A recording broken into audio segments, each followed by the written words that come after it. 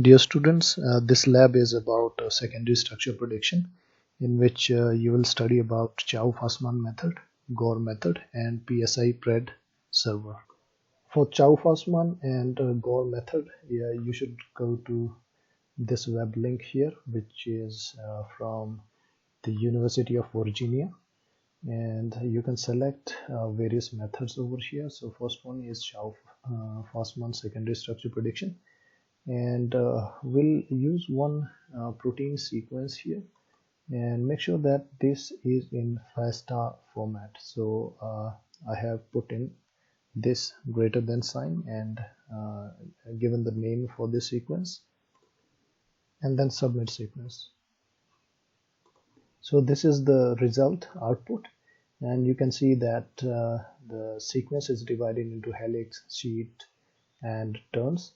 So you can see that in overall output you have a percentage of these secondary structures. For example, you have total 76 residues which are forming helix. So this is the percentage, and for strands you have 87 residues. For turns you have 18 residues which are forming the turns. For Gore method, go back to the same link and just select Carnier secondary structure prediction, and once again the sequence has to be in FASTA format, and submit. So Gore method gives you results in 4 different secondary structures, that is helix, sheets, turns, and coil, right? So you can see at the end how much is the percentage and the number of amino acids which are forming helix. There are 19. There are 18 residues forming the strands, turns 60, and coils 30. So finally, this is the web page for PSIPRED program. So you need to scroll down and look for secondary structure prediction. If you click on this, you'll be guided to this web page here, and you can tick this program here, that is PSIPRED 4 version, which predicts the secondary structure, and make sure it's ticked. And you scroll down and you have this protein sequence, so you can just paste your protein sequence and give a name for your job, and if you want you can give your email and just submit. So I have already obtained some results here, so I will show you directly the results.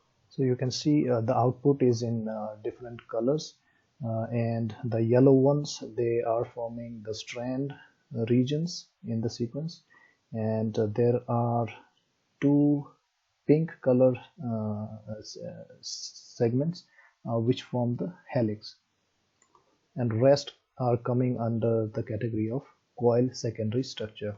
So let's see how accurate these predictions are. For example, we have this program has predicted 2 alpha helices in our sequence. So I know that I have taken the sequence from this particular protein, which is a lectin, and the 3-dimensional structure shows that we have 1 and 2 alpha helices, and there are almost 7 these yellow colored segments which represent 7 short and long beta strands.